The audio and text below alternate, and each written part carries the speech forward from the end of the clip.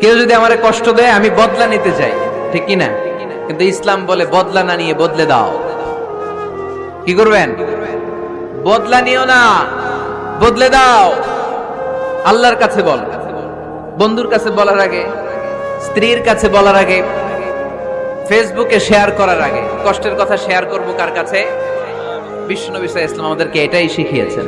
এই শিক্ষার মধ্য দিয়ে গোটা বিশ্বকে তিনি চেঞ্জ করে দিয়েছেন। তার নাম মুহাম্মদ সাল্লাল্লাহু আলাইহি ওয়াসাল্লাম। এই সূরা থেকে আমাদের জন্য শিক্ষা হচ্ছে আমরা বিপদে আপদে সব সময় ভরসা রাখবো একজনের উপর, তিনি কে? আর মনে রাখতে হবে the grief isn't permanent, the struggle isn't permanent. এই পৃথিবীর কোনো দুঃখ কষ্ট আর সমস্যা এটা পার্মানেন্ট নয়। সমস্যার পরে সমাধান আছে, দুঃখের পরে আনন্দ আছে।